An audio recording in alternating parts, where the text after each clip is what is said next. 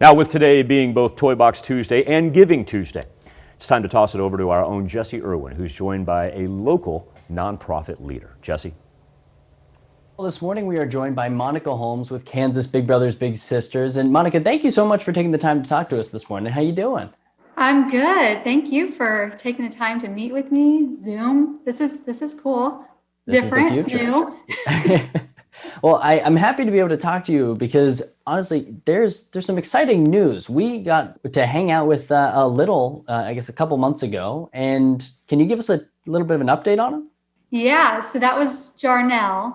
Right. Yep, and we did a waiting little segment on him, and he was recently matched. That is super exciting. Okay. And the so family that's- actually saw his story because they had mentioned that they saw him and that they thought they'd be a good match for him. That's awesome. That's really cool news. All right. Well, I know there's a lot going on with Big Brothers Big Sisters, but right now there is a $25,000 cash giveaway fundraiser. So can you explain how this works and how Big Brothers Big Sisters benefits?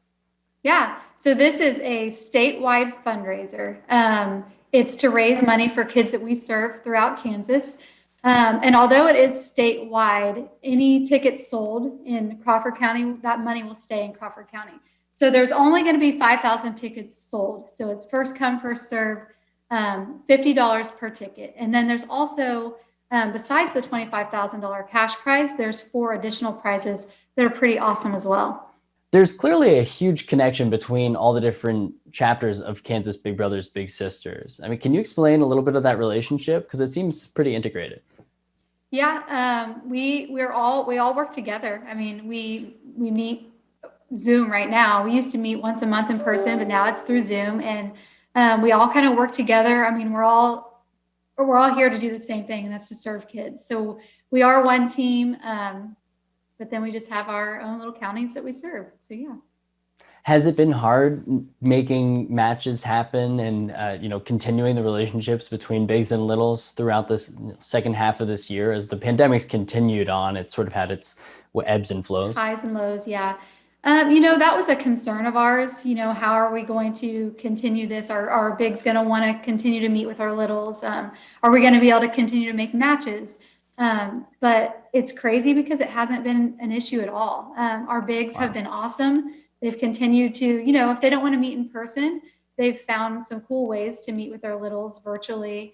Some of them have little packages that they've delivered for the kids, just fun little things to do with them.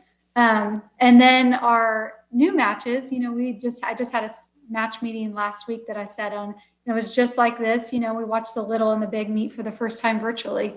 Yeah. That is too cool. That's awesome. Well, Monica, we really appreciate you taking the time to share the info with us. We're going to hop online and get some tickets because, I mean, who doesn't want to go for 25 grand and help a cause simultaneously? I know, especially this time of year. Exactly. Well, hey, thank you again. We'll have that information on our website at KOAMnewsnow.com. And we'll be right back on the KOAM Morning News after this.